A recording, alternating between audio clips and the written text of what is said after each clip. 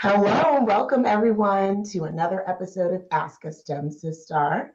We are delighted today to be speaking with Asya Spears. And just before we get started, I want to invite everyone to go ahead and hit the like button and go ahead and subscribe so that you don't miss out on some future videos from the STEM Sisters. Um, Thank you for joining. We're going to go ahead and jump right into our questions. I'll hand it over to Ami. Hi, everybody. This is actually an exciting episode of Ask a STEM Sister because we have a fellow data person on. And so I also do data visualizations. And so for me, I will say I'm always curious to ask other people, like, what for you makes data visualizations and biostatistics exciting? That's a great question. First of all, I want to say thank you all for having me here today. I'm really excited to share about how I put the M in STEM. And for me, when I think about, communicating complex things, studies that we've done with very, complicated statistical methods, at the end of the day, you still want somebody to be able to make a decision about what they're going to do next. And I think the perfect example of that is with COVID and, people trying to, interpret what are they seeing on the news and what should I do next. And so I think data visualization and data storytelling can be very powerful for that because, we do so much work. We go and get so much training to be able to conduct these wonderful statistical analyses.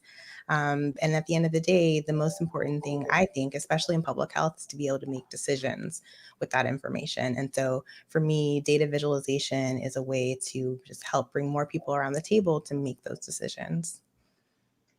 That is an awesome. Yeah, that's awesome. I definitely love that aspect of data visualization because it literally turns nothing. Well, it's seemingly nothing, just a bunch of data. It's seemingly nothing to an average user. And then you can actually turn it into something that an everyday user can look at and be like, oh, I get it. Absolutely. And those light bulb moments are the best. So, I've had some experiences in building data vises where, you're just working up to the last minute and you're trying to figure out how to get this thing to render properly. And so you can talk with your colleagues about how hard it was to set that up. But, when you go in the meeting, your team is just like, wow, this is beautiful. And I get it. Thanks. And like, that's it. But I'm like, but do you know how, I have to tell you about how challenging it was to make this work. And so I love that part. It's combining the art and the science of, how does everything work on the back end to making something that's interpretable and actionable. So it's a lot of fun. I'm not the best like hand, drawn artist or sketch artist, but I can make it. Me neither. So I'm the person that gives people the nothing. We need all types, right? Everybody's important. Yes. Yeah. But what I'd like to, I'm curious about the beginning, right? So, you guys end up in these very fascinating roles, but it also kind of starts, back college, before college, and actually being pointed in the direction of such a field. So I kind of want to ask you a little bit about your journey and picking your undergraduate institution. I think is really important. So I'd like to ask you how you chose Spelman College to attend for undergrad and how you picked math as a major. Yeah, those are some great questions. And I would say actually choosing my college was one of the first like major life decisions where I really had to sit down and think about it because I actually had accepted an offer to go to MIT. But then a couple weeks later, Spelman said, hey, we have a scholarship for you. And they were my top two. I love both of them. But money talks as well. I think I had a great opportunity when I went to MIT. I met the cohort. It's kind of cool. I'm actually still friends with some of them on Facebook because Facebook was just kind of happening at that point. So I can see kind of in parallel, oh, well, here are, the colleagues I would have had. I would have done great with them. But Spelman was extremely special. And I'm so glad that that worked out for me. One of the main places I spent a lot of time on campus was the Science Center because I was actually a biology major to begin with. And the thing that really kind of struck me about data visualization and using data, and applying that in healthcare, was actually doing a public health program. And this was the summer before I started at Spelman. And so we did this pre-freshman summer program, and it was an incredible opportunity because that's where I first actually learned what public health was. And it was something I knew about. I said, well, we have clean water, we're wearing seatbelts, that had to come from somewhere, but I actually didn't know what it was called until I got to college. And the really big eye-opening moment for me was seeing graphs of health disparities by racial and ethnic categories. I think we probably looked at low birth weight, life expectancy, and I was like, whoa, what's happening here? Like this data is telling me a story. And I just remember that sitting with me, and I said, I have to be a part of this. And so I initially was pre-med, but I figured I was going to study public health at some point. But honestly, I got to my second semester of biology, and I was like, I do not want to memorize the Krebs cycle. I would rather do calculus and trigonometry. So let me just go over to math and see what they have going on. And then I also knew about the specialty of biostatistics within public health. And I said, I think this will work. I'll do a little more math, a little less memorization, and I think that'll be a better fit for me. And it absolutely has been. Wow. That is so curious that, you were able to kind of start, in one area, and you kind of ended up merging those interests, even though you veered into math. What was the math program like at Spelman? Yeah, great question. So I joined, my second semester of my freshman year. So I had a different first year experience, but I actually did do kind of the freshman math class intro in my sophomore year, that next fall. And I will say it was just so encouraging and supportive. So one of the things we studied were, going to look at other Black mathematicians just to know that they were out there. And then we were encouraged and supported to go to conferences. So then we got to meet these people and build our network, which was so wonderful for me. And that's something that I look to replicate. So, I didn't decide to actually study math in graduate school, but I said, okay, well, I know about these networks. Let me go find people. Let me figure out who is encouraging.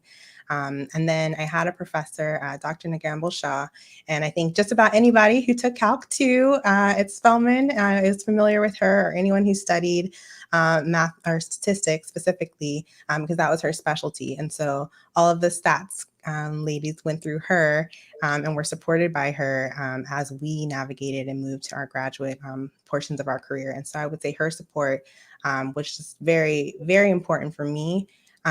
Especially because in a small college, I think I want to say there are about 20 of us math majors in my year.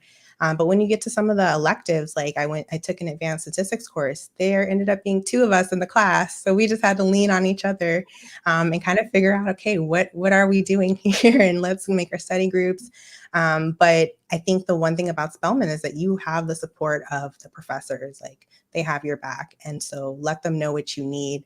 There were times where Dr. Shaw walked me across campus to my next class so we could just keep catching up and just offer that support if things were challenging in the course. So I think just knowing that you always had someone who was there to listen, to offer their network as well to you, to help you advance and figure out, what summer program should you go to next. I think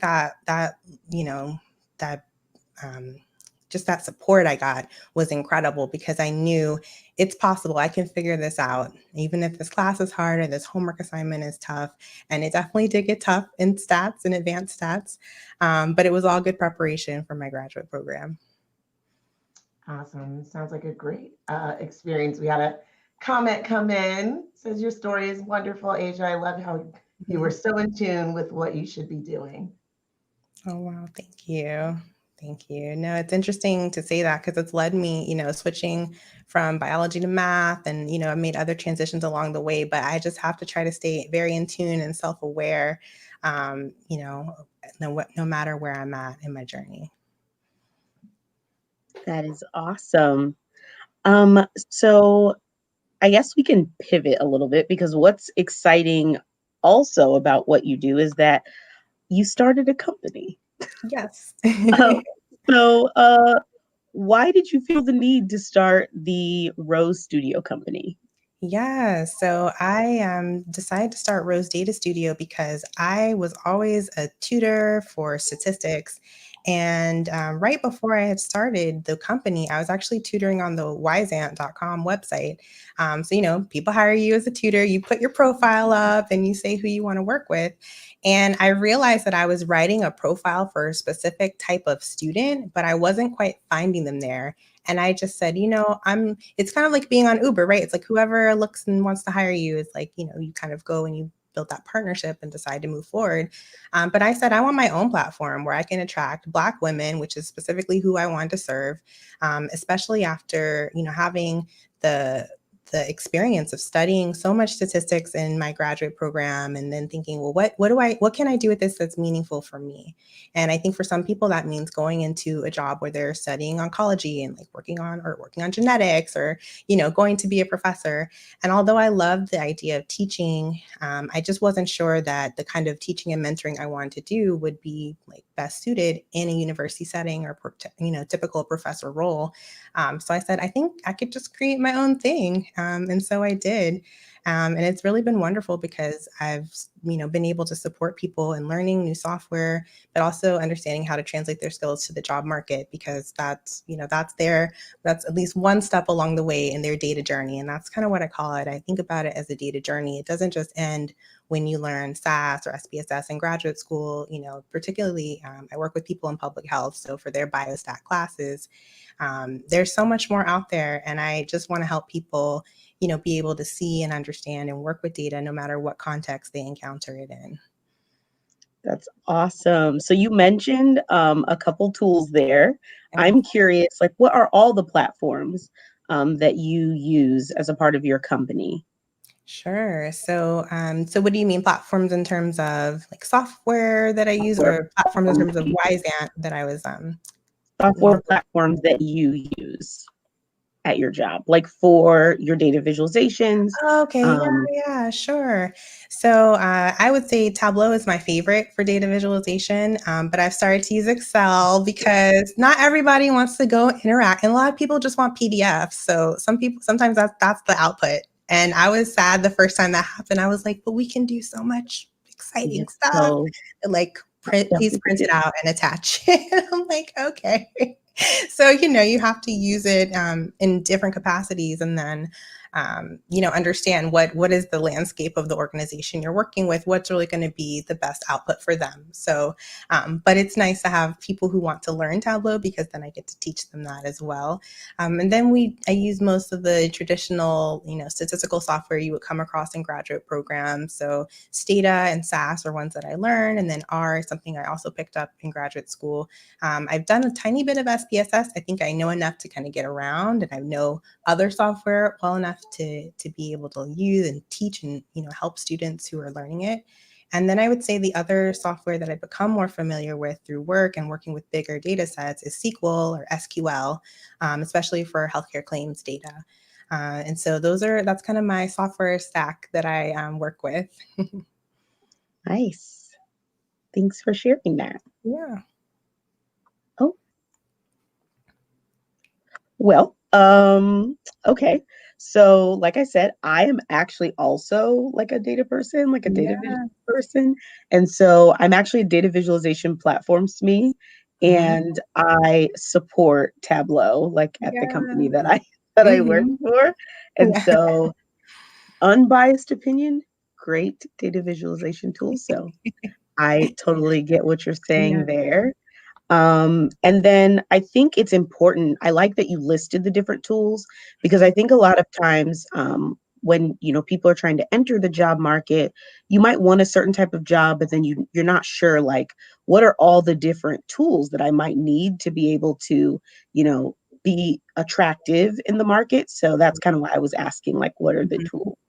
But so I guess my next question would be, how should girls start preparing for STEM jobs now? That's a great question.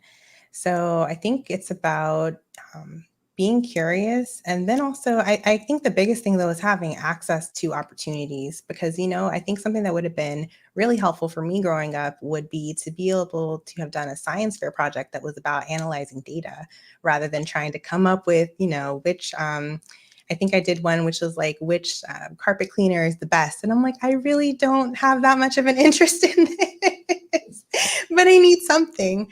But I think if I had been able to create data visualizations or do something, that would have been really fun and rewarding for me.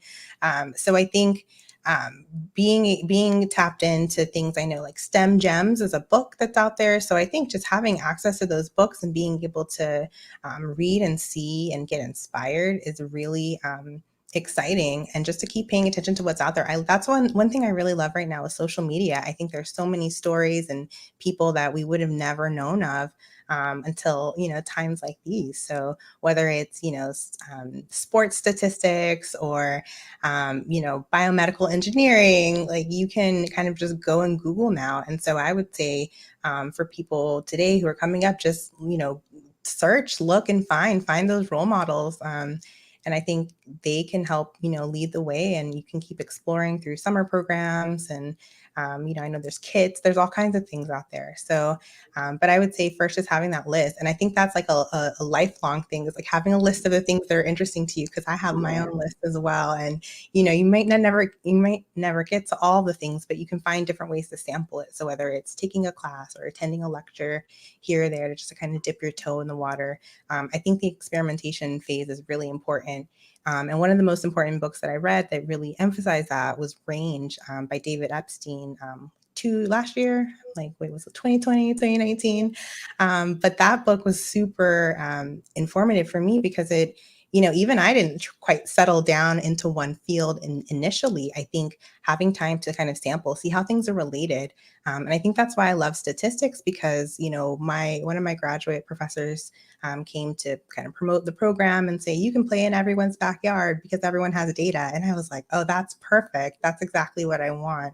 And that's what I've been able to do. I can support lots of projects, but I don't necessarily come up with all the hypotheses. I can support and fine tune and tweak it, but I feel like I'm a person that's there to support other people's visions and help bring them to fruition. So that's an ideal kind of fit for me. Awesome. And you kind of answered this question a bit. We had a question come in about from biology to math. Wow, how do you use both? And it seems like you can connect with any field with your training and the skills that you're not only using, but helping to teach other women to use as well. So I'm actually curious, because we highlight women that are in amazing STEM careers, but admittedly, we don't get to speak to a lot of mathematicians here on the show. And so, we're constantly discovering new challenges that women face, unique challenges that particularly Black women face in STEM. And so I'm curious, just recognizing the number of women of color in STEM being low just to begin with, and then, going into math, what are the unique challenges that you face as a Black woman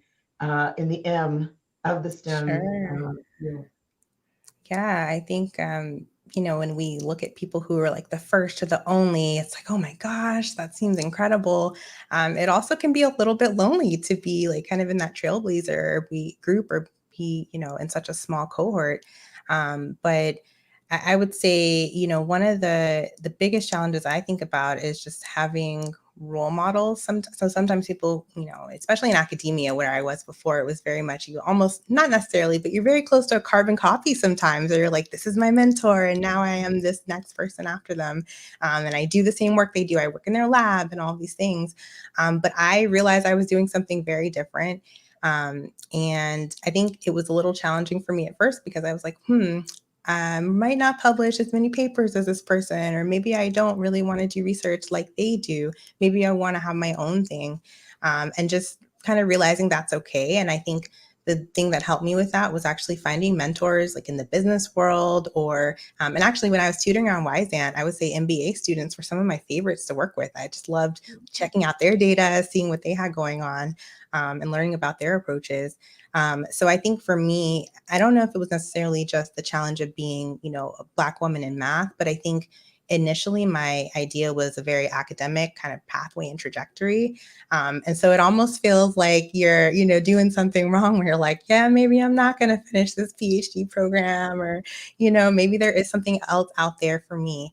And so I think, for anyone particularly who has gone straight from undergrad into grad school like I did, I would say give yourself time to explore. And that's kind of what I ended up coming back to myself. Rose Data Studio was actually the second business I started. I had a photography business prior to that. And so that was kind of how I also used data and science to, put together a visual. And it was really fun and something I needed to kind of break out, because you talk about what does it take to call yourself a leader or an expert, right? If you're a tenured professor, it's like, okay, you've published, you've done all these things in the academy. And I'm like, well, what if I go viral because of my photography? Does that make me like, what are the parameters here? Right. Yeah. So it was fun just to get to play and try something new.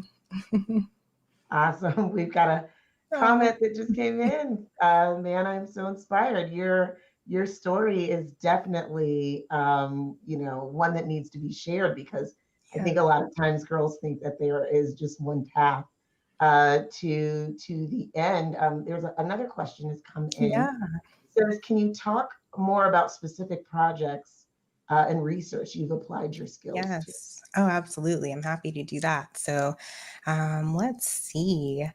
Which one do we start with? I will say, actually, okay, one of the most interesting ones I actually had was back in 2015. So I was still kind of in that realm of looking to do something different. And I was switching actually between my PhD program in biostatistics, and then I went to one in policy analysis. So that summer in between, I was looking for some work, and I ended up on a project where we were trying to create an estimate of, for example, if we decided to offer universal preschool in like San Diego County in California, what do we think the impact of that would be to the community 20 years later when those preschoolers grew up? And so that model and all the numbers and everything behind it was in Excel. And the goal was to actually get into R. And it was really interesting for me because it wasn't, necessarily let's go and, they didn't need me to actually do the calculation. They needed me to do something that was just more analytical in general, that was more about knowing the software, knowing how it works, being able to see the structure of it. It was almost like a computer science-y, or it was a very different type of role, just more of like the information technology of how do we translate what we have here into here. And so I basically just like went through this process trying to understand what's the model, how would we map it into R, and just kind of get that all set up for my team. And so I helped just kind of walk them through that. And it felt a little odd to me at the time because I'm like, I don't know if this is like publishable work. What am I doing here? But I think that was my first exposure to just the world of information technology from a different perspective. And when I got a job a few years later in like health information technology and health analytics, I was like, oh, people do this all the time. And like software changes and you have to update. I'm like, I had no idea. And so I think that was a really great experience to show me, like research is not the only way that people use this software. Like there's so much more to the field of like information science. So that was a really just interesting one. It was a little bit of a head scratcher. I'm like, okay, I know the team needs this, so I'm going to do my best to work on it. And then I would say another project that I absolutely loved was in Los Angeles County. Our focus was comparing two approaches to disaster preparedness. So one was a traditional approach where you rely on, FEMA and other organizations to kind of come and help you when, disaster strikes. And another one was called community resilience, where the idea is you build, networks of community organizations to say, okay, who has space for cots? Who has a warehouse where we can store things? And, really come up with your plan before things happen about who's going to be lead and how are you going to coordinate. And so we did some like focus groups and meetings, but I was responsible for a survey that we had that basically collected social network data for each of the groups. So we had two arms, the disaster preparedness and the community resilience groups. And basically, I ran the analysis and got to see what the differences were between the two groups. And that was really fun for me because I got to do, it was really for me data for social good. It was data with a purpose. Yeah. And it also wasn't, I think the survey part of it was tough, right? Cleaning data, that was my first time cleaning data. I was like, you brought it to me this way, but Stata needs it that way. We have to figure that out. So that was my first time like cleaning and kind of mapping out the data set of what am I going to do to get it in the way Stata needs to see it.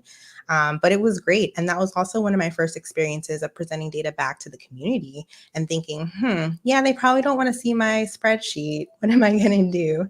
And this was a little back when. So I actually used Microsoft Publisher to make something. It was very painful. Oh, wow. Yeah, but it was nice. It looked good. And I think it was the right approach. It was like a 1-page back and front, just summarizing at a high level, like what the survey components were. And so I'd say those were two of my like earlier on projects that just showed me that, I want to be doing work that is translatable and that, people can use like what I'm doing pretty like instantaneously. I think a lot of the biostat training, it was great. And like people are doing incredible work. Like I remember going to some of those seminars and I'm like, this method is incredible that you came up with. I don't know if I'm ever going to use it, but I really can see the work that you put into it. And I know for the work that you do, it's going to continue, and building out methods. It's important, right? It's important that as we have more complex data, we can advance our methods as well. But I knew pretty early on, I was not, a theoretical methodological, guru, but applied statistics was definitely my thing. I think it's really funny that you mentioned like the data cleansing part of your project and that kind of taking a while because it's like actually the bulk of what you would spend your time on before you're doing a data viz is like all the data cleansing, all the data transformation. That is actually what is fueling the pretty part of your visual, Definitely. but nobody ever sees that work. Yeah, I think for someone like me, again, who just wants to see the final product, it is, it's just great to hear, about all that goes into, making those beautiful visualizations that explain data so that it can actually be useful for folks. We did have a comment earlier come in that I love this interview as a young Black woman who just graduated college and is trying to enter into the realm of public health through data science. It's always refreshing to hear Asia speak. So I wanted to make sure that we got that in before we wrap up. So I think that, like I said, one of our goals is to definitely highlight very unique paths and careers in STEM that Black women are thriving in. And so just before we end, I'm just curious, what advice would you give your younger self? If you could talk to Asia, young Asia, when she just walked into Spelman and she, thought she was going to be doing, XYZ, what would you tell her about, her career and how it was going to go? Yeah, I would say it's okay to keep switching and changing when you realize something isn't a good fit or a good match.